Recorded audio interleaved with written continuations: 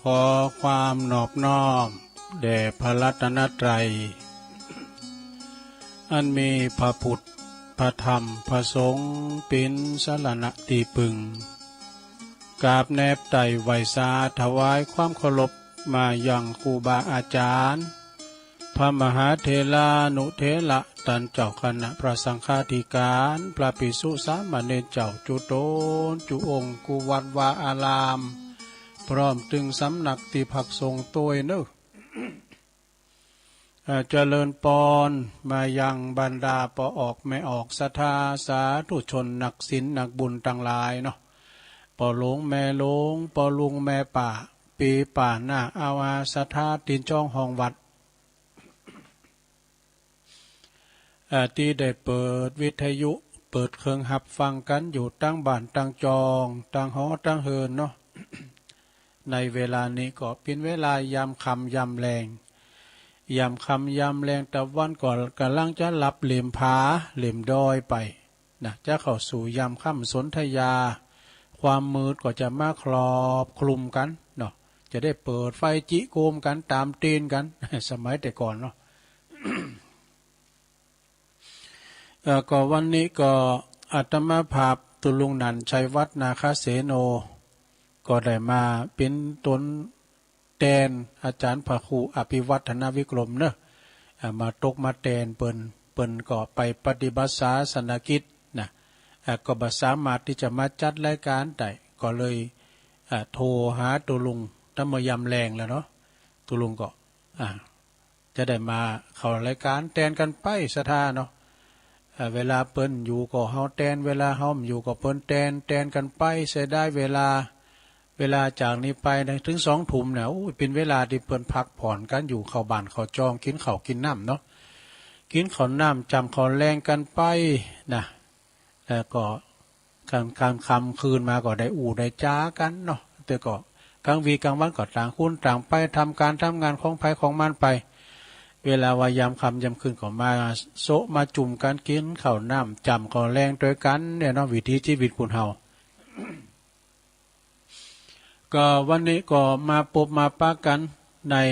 รายการสาระธรรมยามคำซึ่งก็ขอบคุณทางสถานีวิทยุที่เปิ้นได้รับลิงก์สัญญาณนี้ไปก็สถานีวิทยุแม่ขจารโมเดิร์นเรดิโอเวียงป่าเป่าเปิ้นเด้อก็ FM 94.50 เมกะเฮิรตซ์ของป้าน้อยสุวรรณคุณแม่อานงพรหมมินทร์ก็ได้ลิงก์สัญญาณไปพี่น้องตั้งเวียงป่าเป่าขจายไปไกลเหมือนกันเนอะสถาเนาะก็ฟังกันไปแล้วก็แดมโซนไต่นี่ก็สถานีวัดห้วยตองศักตำบลขวงเปาอำเภอจอมทองเนอะ FM 98.75 เมกะเฮิรตซ์อันนี้ก็ฟังกันไปนะสถาญาติโยมทั้งหลาย มีการอยู่2 คืนด้วยกันเนอะมาลิงก์สัญญาณให้สถาได้ฟังกันไปวันนี้ปักกันในวันที่13เนาะ13ของเดือนมีนาคมพุทธศักราช2565จะถึงกึ่งเดือนทำแล้วศรัทธาญาติโยมทั้งหลายวันเวลาล่วงเลยผ่านไปนะมันโวยเผลอแป๊บเดียวก็เดียวก็ซุกก็เดียวก็เสาเนี่ยก็เดียวก็เดินก็เดียวก็กึ่งเดินก็เดียวก็ปีนะวันเวลาล่วงเลยผ่านไปก่อนนำเอาความเฒ่าความแก่ความชรามาหาหมู่เฮาต่างหลายต่อหมู่เฮาต่างหลายก็วันเดินปีผ่านไปก็ผากเอาอายุเฮาไปตัวหน่อยเนาะเฒ่าแก่มานะต่างงานผิวพรรณวรรณะร่างกายมันก็จะสูดโทรมไปวันนี้ตุลุงมีธรรมะของสวเพิ่นจะได้ลองฟังของคติธรรมของสำหรับผู้ที่สวนะเนาะสวก็คือผู้สูงวัยนะก็ตั้งแต่60ขึ้นไปนะก็มาถึงมอก40-50นี่มาถึงเตียวเบาๆแล้วหรอบางคนนะแต่บางคนก็70-80ปุตโตขมักขเมนเนอะเปิ้นแข็งแรงผิวพรรณวรรณะก็เปล่งปลั่งและบุญภัยบุญมันฉันเปิ้นรักษาตัวดีสถาเนาะเปิ้นกินสิ่งเสพติดกำสังกานี่กินที่ของที่มีประโยชน์บำรุงร่างกายดีกินยาดีเนาะออกกำลังนะ บนใบเขตได้ก็ร่างกายไปก็สมบูรณ์ดีเนาะจะเป็นจะได้ก็เดี๋ยวลองฟังก่อนเด้อศรัทธาธรรมะของผู้สูงวัยเป็นคติธรรมหน่อยโยมเด้อเป็นคติธรรมนะเห็นกับศรัทธาญาติโยมตอนหลายได้ฟังกันก็ใบยาวชัตใดนะก็เดี๋ยวก็เอาก็มาป้ามาอู่กันแถมเนาะธรรมะของสวเป็นจะใดตัวลุงก็จะน้อมนำเอาน้อมนำเอานำทำกำอู่กำจาเนาะเกี่ยวกับผู้สวสูงวัยเฮาตูลุงก็สวแล้วรู้มามันก็พอไปต่างหน้าเด้อศรัทธาญาติโยมเนาะมีข้อคิดสำหรับหมู่เฮาเจ้าขาดตั้งหลายสวนี่ตูลุงก็สวนำเจว่ากะเปิ้นนะมึงจามบ่งอนโตพอง เปิ้นเห็นมีการปฏิบัติจงเตรียมตัวพบกับภัย5ประการในสวอย่างเฮาทั้งหลายนี่นะศรัทธาญาติโยมทั้งหลายโอ้ภัยนี่มันมีหยังหายอย่างเด้อศรัทธาเด้อลองฟังก่อนดูเฮาต้องเกมนะยอมรับกับมันกับเฮาเฒ่าแก่เลมอนมันแล้วอีน่ะศรัทธาจะไปประมาทเด้อเข้าห้องน้ำห้องหยังกอดกอยเยาะกอยหย่องไปแต่เข็บมันมืนก็จะมีเกาะมีกำมีตีหาวที่หยังพองนะมันนั้นคุณมันเฮาเตือนผ่าเลือดที่หั่นเนาะภัย5ประการนี่มีหยังพอง1โควิดใจละชีวิตโดดเดี่ยวนะ2สังคมเมินโอ้โหสังคมเมิน3สัมพันธ์โรคภัยนี่โรคภัยมันจะมาลุมเราห่อ4ชีวิตติดเตียงนี่5ทรัพย์สลาย5อย่างเนี่ยเนอะสถาตุลุงมันก็อู่ละกรรมก็แฮเนาะจะได้กว่าตามก็อู่สูงไปตามเป็นน้องเวงเป่าความจริงมันก็อยู่ในเนี่ยบางคุณไปก็หูละ แต่ก็เอามาอู่ทำกล้ามหนึ่งเนาะสำเตออีแม่เขาบนเจ้าหลินจางอินเทอร์เน็ตอ่านยังหูนี่นะ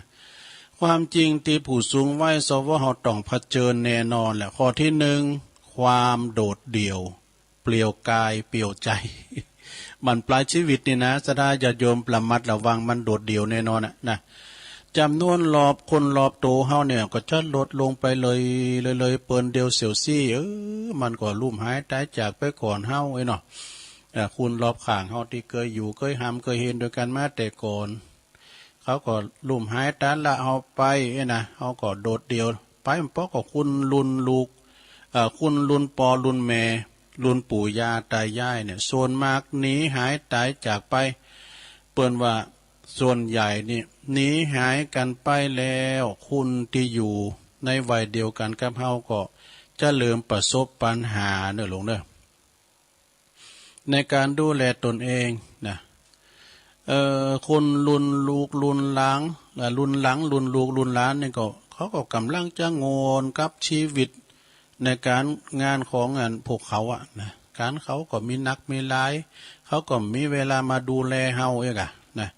กูชีวิตของเฮาเองเนาะแต่เป็นปอเฒ่าแม่เฒ่าหรือว่ากูชีวิตของเฮาตีกูตุกูยางของเฮาเนี่ยก็อาจจะจากไปก่อนเร็วกว่าเฮาที่ยำขาดคิดก็ได้นี่ดังนั้นเฮาก็อาจจะถูกทอดทิ้งอยู่กับวันเวลาที่วางเปล่าคนเดียวเดียวโดดเฮาก็จึงจะต้องเห็นหูนะหลวงเด้อเห็นหูที่จะต้องอยู่คนเดียวหือได้แล้วก็ยอมรับกับความโดดเดี่ยวในบั้นปลายชีวิตต้องเผชิญที่จะต้องเผชิญกับมันหนาใจขนาดได้ลงได้ตัวลุงสำหายก็ขยโยมผมจะมีแล้วพระอิมาโผเขาการอ่างงาบอ่างเงืองได้ขึ้นแล้วก็ข้อที่2หลง สังคมจะเมินเขานะสังคมอาจจะเริ่มหือความสำคัญกับเขาเนี่ยหน่อยลุ่งเลยนะมันคนปนนั้นนะปุตโตปพินตุเจ้าเก่าย่านะปุตโตเนี่ยการวันเถ่ามาเขาก็จะเมินเขาไปเลยแต่ใจอ่อนนะเพราะว่าเขาจะในอดีตนั้นเขาจะยิงใหญ่ปานไหนก็ตามปุตโตเปิ้นเคยปิ้นกำนั้นก็นั่นน่ะนะเปิ้นเคยปิ้นปนหลวงเปิ้นเคยปิ้นปุตโตนายพลนายพันนายกน่ะเนาะมีจือมีเสียงมาหนักแค่ไหนก็ตามความชราเนี่ยจะเปลี่ยนแปลงเฮาไปกลายเป็นเพียงชายแก่ๆหรือว่าหญิงแก่ๆต่ออ่านเป็นธรรมดาของ ชายแก่ๆหรือว่าหญิงแก่ๆธรรมดาคนเดียวตะอ่านเนอะบ่สำคัญหยังเพราะว่าเฮามีความสำคัญแล้วเฒ่าแก่แลมอนมาแล้วนะสปอร์ตไลท์ที่โหอำใจแล้วที่โหตุลุงมันเกี่ยวกันเนอะสปอร์ตไลท์ทุกดวงที่เคยสอดสาดส่องมาที่เฮาจะยุดมาที่เฮาแล้วมันสายมาแล้วนะแล้วเฮาก็จะต้องฝึกหัดให้เฮาพอใจในการยืนนะอันเด้อก็เด้อเขาจะยุดใช้มาที่เฮาแล้วก็เฮาก็จะต้องหัดพอใจกับการยืนอยู่ในมุมห้องหรือว่าเงามืด อยู่เงียบเพียงคนเดียวเนี่ยโอ้ก่อนนี้กึดยามมือฮอดเฮาปิ้นใหญ่ปิ้นโตหน่อยเนาะโอ้ขึ้นได้นี่มันดึมแห่งสักเตือนน้ำมันใส่ตู้ยินบ่มันเต้นเนี่ยบุตรมันมาขอบุตรนึงมาขออีไหนเนาะเฮายังมีเรื่องอำนาจเฮามียศมีถามก่อนนี่พุทโตบุตรกดตั้งไตบุตรกดตั้งเนื้อเจิญเฮาไปที่หันเปิดแพ้คุมไป เจิญเฮาไปเจิมหันเจิมนี่เจิญเฮาไปปิ้นประธานที่หันที่นี่บัดเดี๋ยวนี้เขามีในหมดเนี่ยนะเฮาจะต้องเห็นหูกับเฮาแล้วก็เฮาต้องยอมรับในสภาพเด้อหันความตีหันอยู่ตรงหนานนั้นโดยปราศจากอิจฉาริษยาแค้นใจในทั้งใดทั้งสิ้นจะไปอิจฉาริษยาจะไปมีความขับแค้นใจทั้งสิ้นเฮาต้องยอมรับเนาะมันหมดยุคเฮาแล้วง่ายๆเนาะอย่ามันหมดยุคเฮาแล้วจะหันว่าศรัทธาญาโยมเนาะคุณบ้านเนี่ยมันจะเหมือนตุเจ้าโดตุเจ้าเนี่ยกันแก่ไปศาลาพาไปศาลาบายิ่งเฒ่าเขายิ่งใจว่ะฟังหรอกฟังครูบาอาจารย์ว่านะครูบามหาเถรนะโอ้ยิ่งเฒ่าเขาก็ยิ่งใจฮะพอเนาะอย่างครูบาสายเขาในก็ดีวัดหงคุดนี่เนาะแล้วก็ครูบาอุ่นวัดหงโง่ก็ดีว่าจะเป็นครูบาจิตหรือครูบาภัยจิตวัดป่าย่างก็ดีนะที่เพิ่นเป็นมหาเถระเนี่ยโอ้เพิ่นจะได้อยู่ได้ย่างเนออย่างเพิ่นว่ายิ่งเฒ่าเขาก็ยิ่งใจกันเวลาจะปลุกเสกกรรมสังกายนะโอ้โธ่นิมนต์ไปเป็นพระมหาเกจิอาจารย์โดนนางอธิษฐานจิตเนี่ยนางอธิษฐานจิตภาวนาเนี่ยโดยบุญญาบารมีศรัทธาญาติโยมเนาะนะศรัทธาญาติโยมทั้งหลายแต่ว่าคุณเฮาธรรมดานี่ก็นั่นก็ไปตามรูปนั้นเนาะถ้าว่าเฮาเคยปิ้นใหญ่ปิ้นโตมานะแต่หมดยุคเฮาแล้วก็ไปตามอยู่ไปตามสภาพเฮาต้องยอมรับในความในยุคสมัยนี้เนาะเอาข้อที่3ไปเลยซะนะถนนสายโรคภัยไข้เจ็บต่างๆพร้อมที่จะมาตัดอันเป็นเรียกว่าตัดถนนมาที่เฮาล่ะ โรคเก่าเบาหวานไขมันความดันโรคหัวใจโรคสับจางเอาสับจางเกี่ยวเนี่ยมูเนี่ยมันจะพร้อมที่จะมาเฮานะเพิ่งมาซักโรคเนอะการเฮาได้ฮับกับมันเฮาจะได้กินเงินเดินนี่โรคอย่างต่างๆนะโอ้เฮาก็กำกินพอไปกินสาระในโรงเด้อเนาะเนี่ยข้อที่3เนี่ยว่าถนนสายโรคภัยไข้เจ็บพร้อมที่จะเกิดขึ้นกับเฮาในโรงเด้อได้ตลอดเวลาเช่นสิ้นเลือดตีบตันพองกาสมองฝ่อพองกาหัวใจพิษพิษปกติพองกาไทรอยแล้วก็ไทรอยปิ้นปิดอารมณ์เขาก็จะแปรปรวนไปเนอะตาลงตาลืมเนี่ยสมองมันฝ่อโดดเป็นเรียกว่าอัมไซเมอร์เนาะเป็นว่าโรคขี้ลืมเป็นว่าอย่างก็สมองเสื่อมไม่เนาะปิ้นตุนเราเนี่ยศรัทธาญาติโยมทั้งหลายสิ่งเหล่านี้ก็เฮาก็จะเห็นหูกับมันที่จะอยู่กับเฮาในความเฮาเจ็บป่วยเนาะหรือว่าเฮาต้องยอมรับแล้วก็ดำเนินชีวิตโดยกุศโลบายคือมีจิตใจคิดบวกเสมอไม่ไปคิดลบคิดตั้งบวกเนาะเพิ่นว่าไผที่พอโลกในแง่ดีนะอายุยืนว่ะไผที่มองโลกในดีๆบ้าโจมบ้าแซมบ้าสามแล้วก็ยิ้มแย้มแจ่มใสไข่โหพกความขันไม่นะไข่โหกั้มในปวดตัวมันต่ออายุหัวรอดต่ออายุลงนะไข่โหวะเนี่ยแต่เป็นไข่โหวันคำนะเขาจะส่งส่วนปุ้งนะมึง ไข่โหเป็นเวลากันนะมันจะอย่างมอนั้นปวดตัวมอนั้นมันเจอคือมันได้เกิดพิษจาดนะ ไปบันซบในไข่โหคะข้าว่าชิญานเวลาเพิ่นแต่งงานไปนึกไข่ให้โง่อ่ะบนติดออกคู่หมดเนาะมีจิตใจคิดไปตังบวกเสมอออกกำลังกายนะลงเนอะ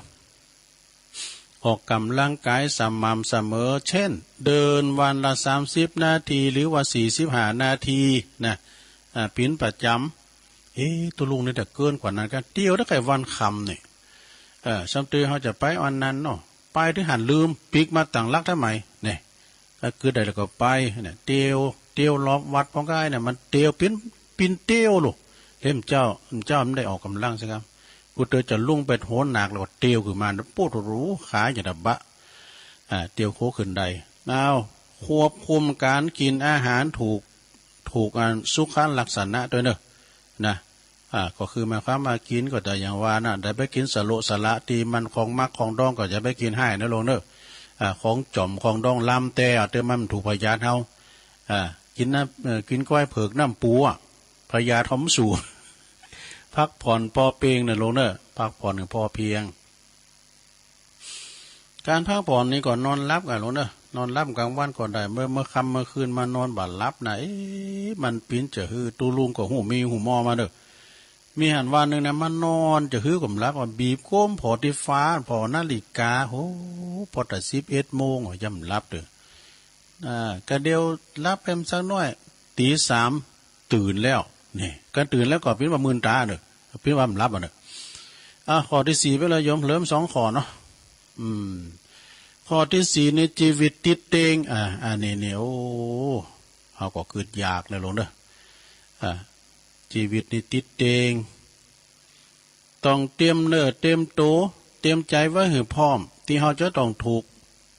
ตัวที่เขาจะต้องถูกดูแลโดยคนอื่นเนี่ยที่เขาช่วยเหลือตัวเองได้นะคนอื่นจะต้องมาช่วยเหลือเขานะโยมนะแล้วเพื่อจะช่วยเหลือเขาอย่างไรลำพอกบ่เหมือนเมื่อเฮาที่แรกเกิดเนอะ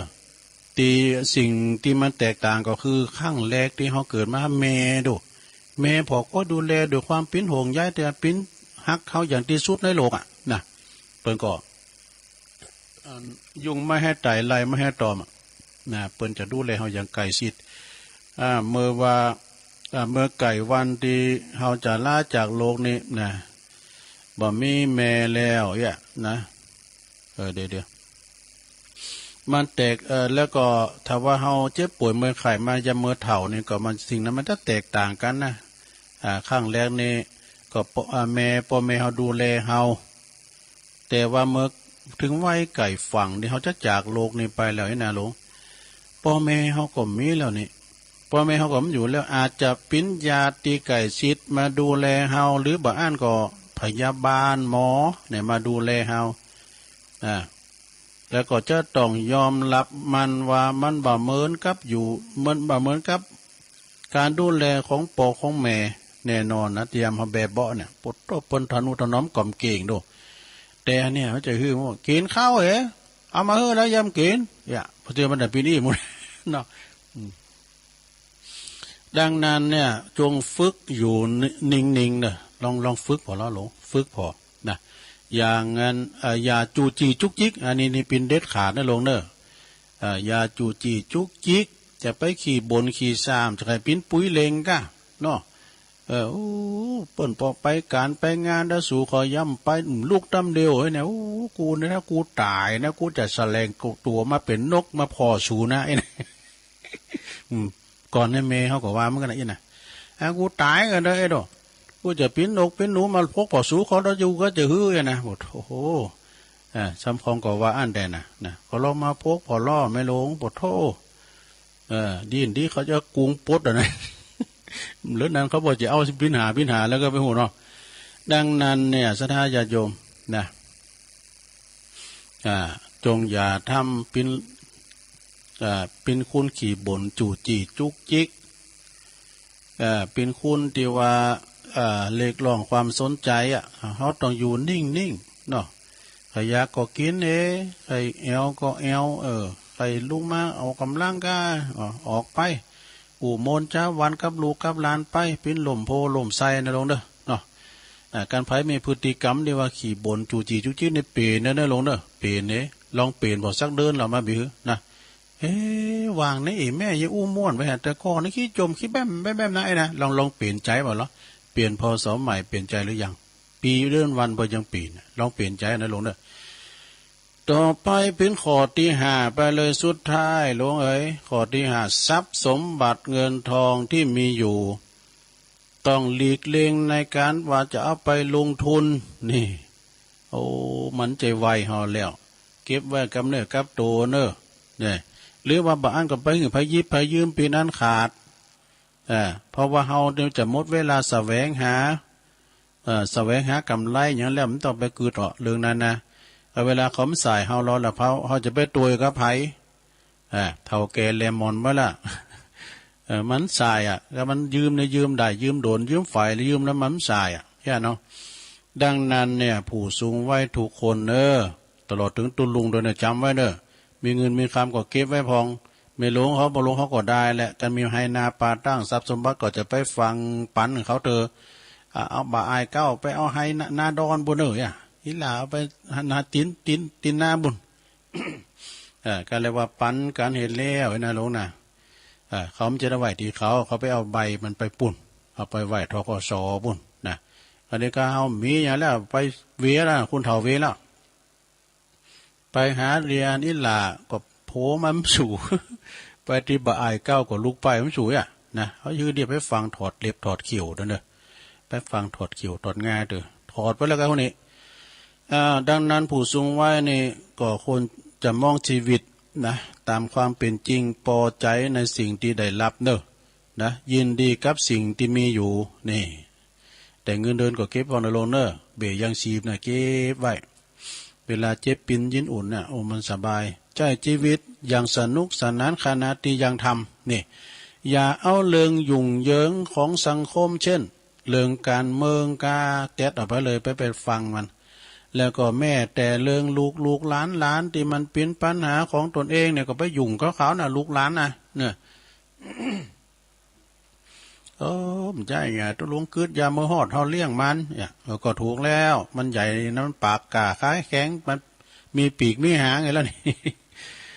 จงใจชีวิตอย่างเจียมเนื้อเจียมโตนะลงนะ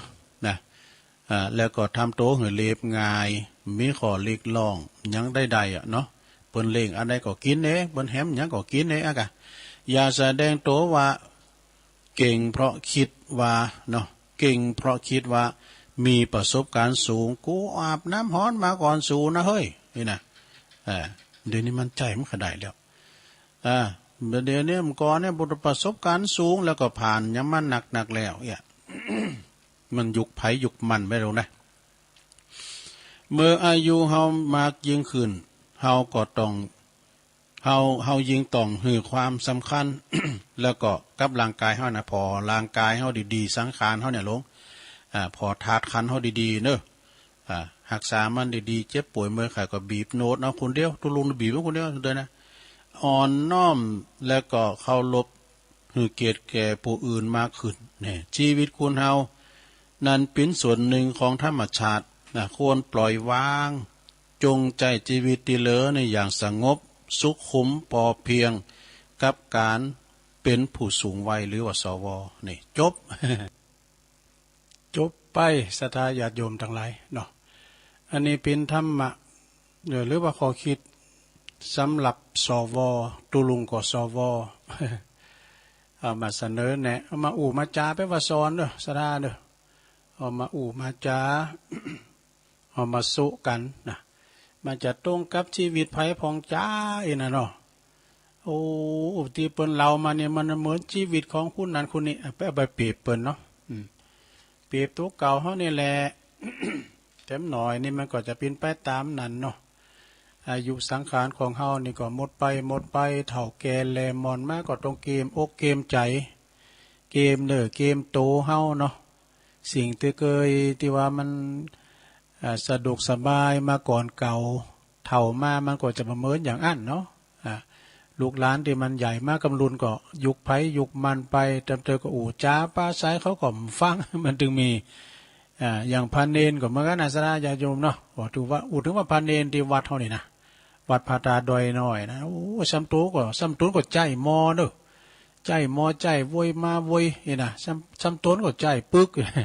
มันนานลุกเนี่ยศรัทธาอันนี้เป็นธรรมะของสวเน้อศรัทธาฝากฟังไว้ตัวเอาแถมเลิงหนึ่งเนาะศรัทธา เอาแถมเลิงหนึ่ง อันนี้ก็เป็นคติธรรมเหมือนกันเนอะมาในเน็ตมาในไลน์สิ่งที่ดีเขาคุ้นคว้ามาอู่มาจ้าแต่ว่าสำหรับที่เจ้าโตเปิ้นสูงมากในเปิ้นก็อ่านหมดแล้วเนาะสำหรับอีปอยแม่เขาที่เปิ้นมีกดไลค์กดอย่างนี้ก็ฟังกันไปขยันหูจักเก็บอันนี้เป็นคติธรรมข้อแรกขยันก็คือคักก็คือมันก็คือขยันนี่นะอีหาเงินทองมาก็หูจักเก็บนะสำเร็จก็กินง่ายใจอวยไปนี่มันก็ไม่ได้เดือนนี้งานมันหายากนะลูกเนาะเขาของเงินคำก็หาเข็มโดยนะการจ่ายเงินเนี่ยขอสองว่าจ่ายเงินให้มีคุณกาจ่ายเงินให้มีคุณกาที่สุดนะบ่ใจโบะใจบะสมัยแต่ก่อนนี่เปิ้นเอาแปะกันมาเนาะเปิ้นแปะเปิ้นผ่อนกันนะโทรทัศน์เพิ่นก็ผ่อนนะโทรทัศน์ก็พัดลมก็ยังต่างๆนี่เพิ่นก็ผ่อนซื้อรถซื้อลาเพิ่นก็ผ่อนกันนะก็มันผ่อนมาเดี๋ยวนี้คนนักแกเหมือนกันเด้อเงินเดินเงินดาวก็นี่เวลามันเฮาจะเสียงนี่มันจะมาสีโวยเนาะ แต่ก่อนนั้นน่ะตุลุงอู่มันกั้มเนาะตุลุงก็ไปเจ้าเอาไปดาวของเพิ่นมาเนาะสมัยซิงเกิมก่อนน่ะ ลิ้นโทรทัศน์ซิงเกอร์ก่อมใหญ่ๆนะมากึ่งดินบอกเนี่ยนะโอ้เดิน100ปลายซะท่ามึนแล้วเนาะ500ปลายก่อนก็หาเข็มเหมือนกันนะชักกึ่งห้างบางปีเนี่ยก็เพิ่นหยุดไปแล้วเว้ยเอาไปแล้วบ่มีเงินสูงแล้วไอ้น่ะก็มันเวลาเงินเขามันแน่นอนจะเป็นคู่เป็นบ้าเนาะใจเงินให้มีคุณค่านะต่อไปข้อต่อไปเปิ่นว่ารับผิดชอบต่อหน้าที่นี่รับผิดชอบต่อหน้าที่สดาญาโยมอย่างว่าหน้าที่เปิ่นว่าธรรมะก็คือหน้าที่ ธรรมะก็คือหน้าที่ที่เราจะต้องทำนะเป็นปอเป็นแม่เป็นลูกเป็นหยังตังเป็นครูเป็นบาเนาะเป็นปอจานเป็นตู่เจ้า ต้องมีหน้าที่เหมือนกันหมดนาทีตุภาก่อนแรงมาก็สวดมนต์ทำวัดวันนี้ตุลุมได้รวมก็เปิดสักกัมนะก็มาจัดรายการวิทยุกะนะก่อนที่จะเข้ารายการก็เดินลูกเนนมาตีหลักกังก็ถึงบอกนำเลนหลวงพ่อแล้วหรอ วันนี้จะได้ออกวิทยุเนอะให้น้ำได้ทำวัดสวดมนต์โดยนำเลนเพื่อทุกครั้งนะเพื่อก็ถึงหูเนี่ยรับผิดชอบต่อหน้าที่นะรับผิดชอบต่อหน้าที่อย่างว่า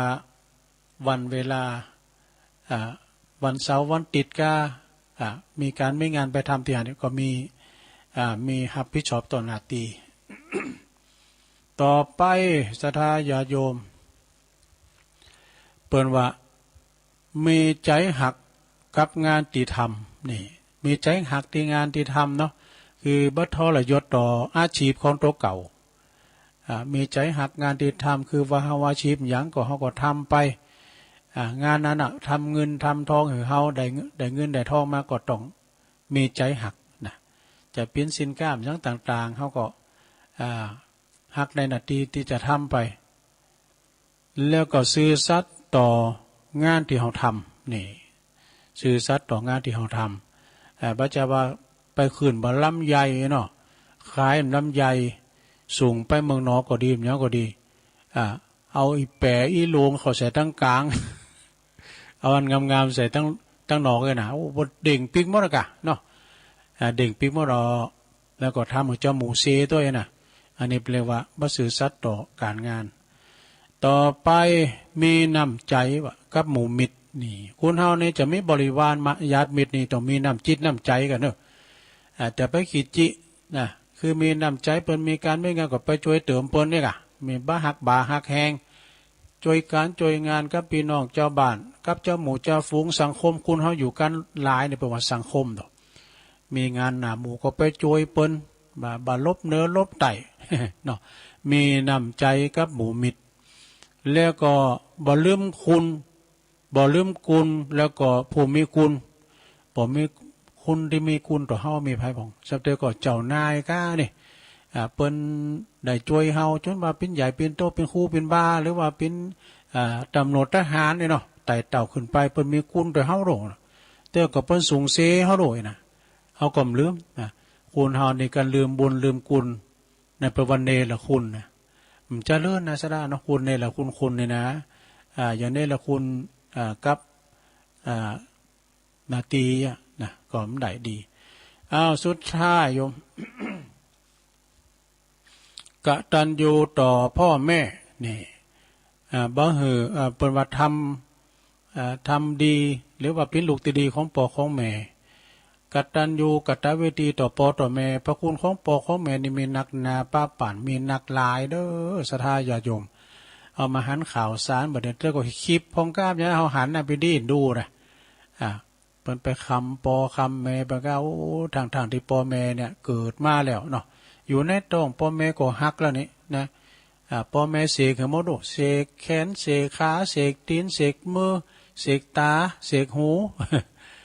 เพิ่นพุทธาภิเษกให้หมดจนเป็นโตเป็นตีนเป็นคูนมาเนาะสำเตก็เอามือตีปอเสกแม่เสกไปโตไปตีปอตีแม่เนี่ยเอาอันนี้นี่ดีเนอะสถานนะเป็นว่าเป็นลูกทรพีไปตุบปอตีแม่ไปด่าปอตีแม่ทางที่ว่าเปิ้นเล่งใจหนากาบ้านมาแล้วโอ้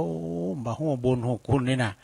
มันจังมีนะศรัทธาญาติโยมทั้งหลายเนาะถึงหน่อยก็รู้เขาน่าจะมาคำเฮานะซ่อศรัทธาเนาะในธรรมรึงว่าไว้เนาะกตัญญูต่อพ่อแม่หือไปทำประเตือนลูกหลานเปิ้นว่าบ่มีต่างตกต่ำยิ่งวันยิ่งเจริญเนี่ยนับวันยิ่งเจริญขึ้นไปนะการไผ่ที่มีคุณมีบุญมีเถิดทูลบุญคุณของพ่อของแม่เปิ้นเจ็บปินยินอุ่นก็ไปพอก้อยดูแลไปป่อนข้าวป่อนน้ำเจ็ดเนื้อเจ็ดโตบีบโนดเปิ้นนี่นะก็ถือว่าได้ทำความดีกับพ่อกับแม่เนาะจบไปศรัทธาขอคิดตอนนี้ไป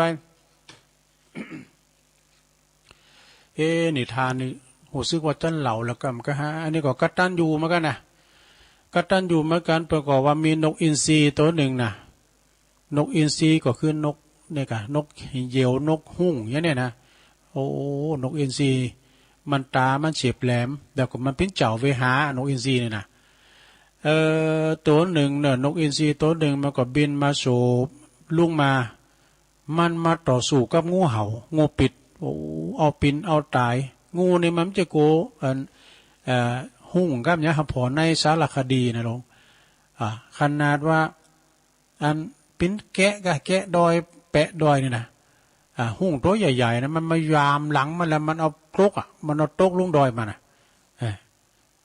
มกงูมกม้ากระต่ายนี่มันเอาได้หมดนะนกใหญ่นี่นะนกอันแล้วเนี่ยก็มันก็มาโฉบเอามา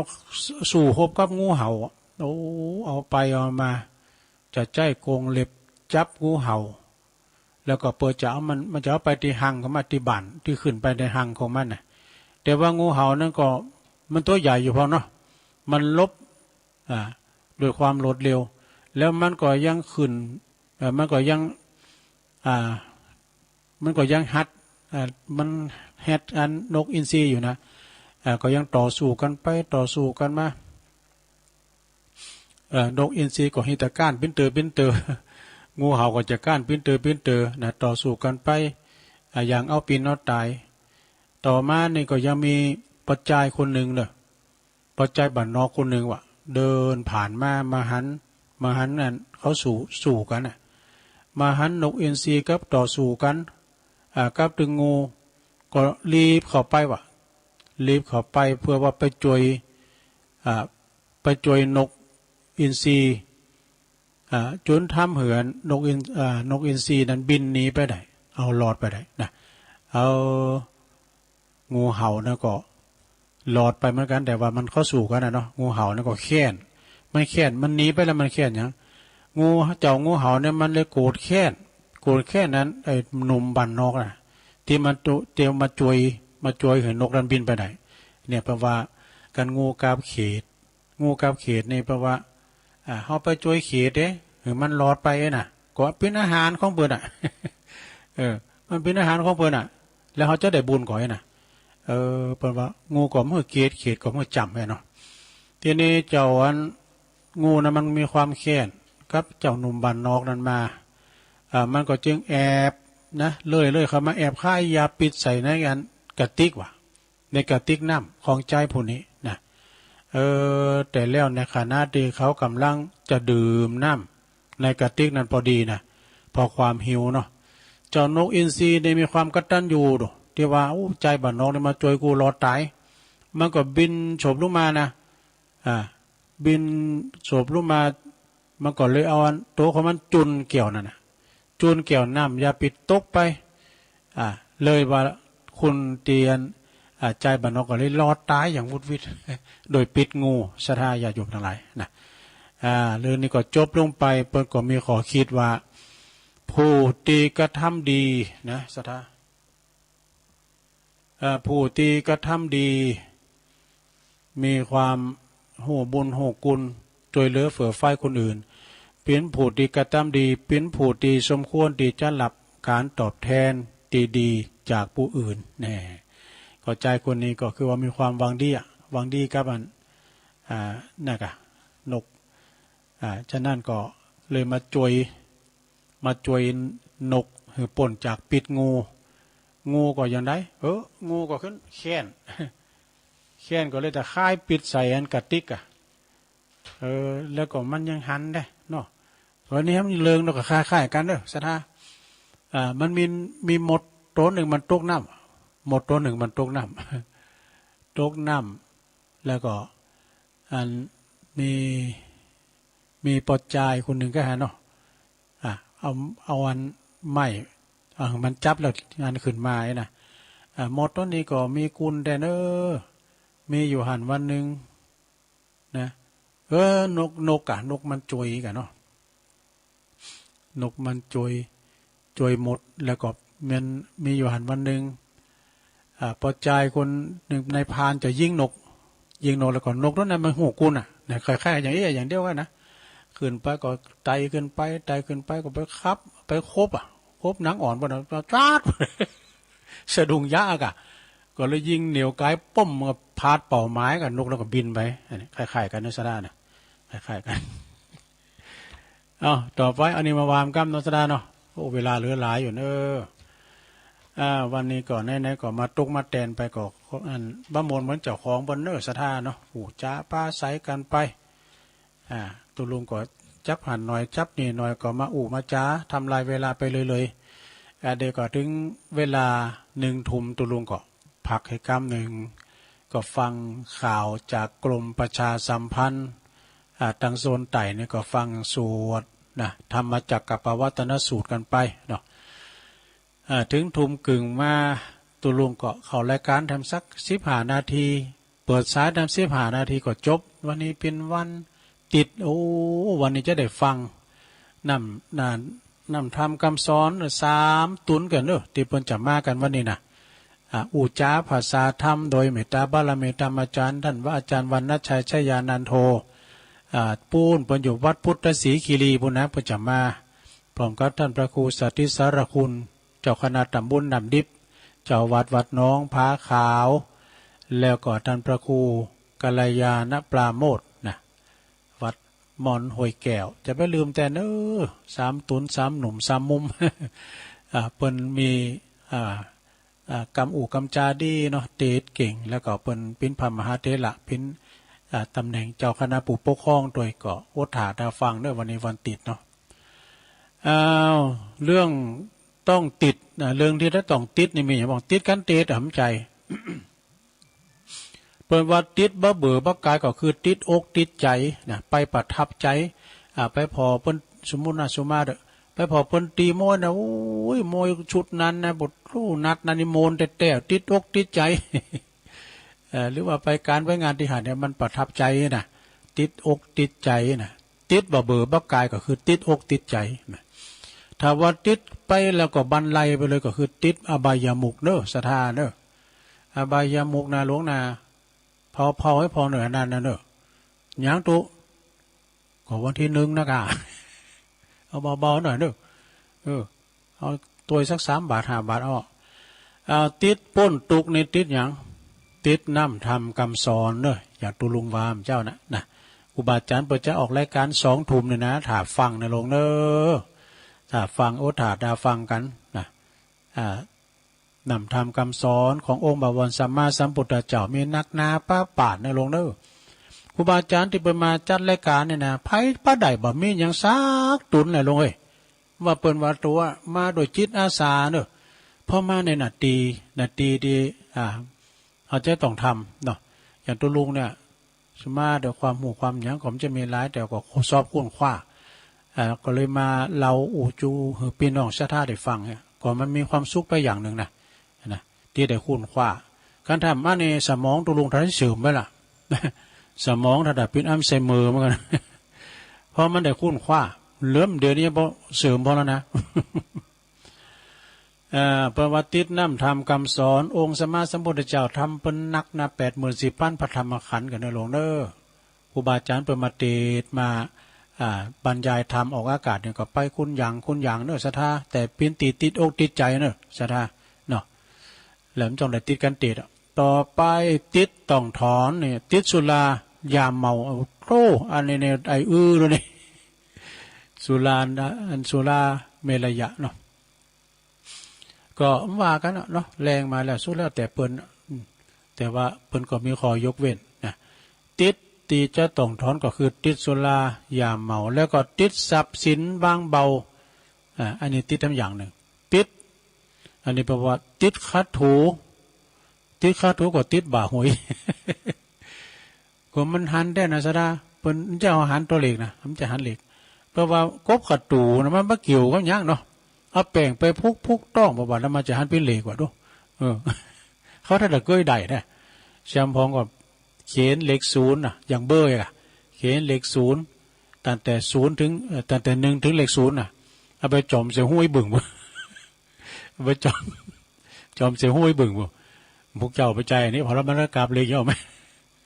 ก็มากราบมา2 เบอร์ก็ได้2ตัวเนาะตีป่ะโอ้อันนี้เป็นเลขหม่อมเจก็ใจนี้นะถ้าเธอไม่สอดตาเขียวตากล้วยนะหลวงถ้าเธอมันเมนได้เฮ้ยมันไม่สอดตากล้วยนะเราไปเจอมันให้เนอะแถมกำนึงก็บอกโอ้ไปก็หม่อมเจสัจจะร้ายไปมีเข่าจมมือหมดแล้วจุกันในบึงเนี่ยก็ตัวใดแล้วก็ทั้งยามนี่เนาะติดคัดถูก็คือติดบ่าหวยเนี่ยติดบ่สวยก็คือติดสินบนติดสินบนเนี่ยบ่สวยติดมงคลก็คือติดการเตดนี่สดาการเตดการทำเวลาเปิ้นไปเตดที่ไหนก็ตามบ่ว่าจากงานศพงานปล่อยหยังก็ตามเนาะครูบาอาจารย์ประสงค์องค์สังฆเจ้าเปิ้นไปสวดไปเตดงานศพงานหยังก็ดีก็ติดการเตดไปสดาเนอะติดการเตดการทำไปมันเป็นแบบบ่อโบราณเปิ้นนะแล้วก็ติดที่ทำให้เครียดนะก็คือติดนี่ติดศีลโอ้ยศรัทธาญาติโยมเอ้ยยิ่งยุคนี้สมัยนี้มันมีหนี้มีสินกันหลายนะศรัทธานะ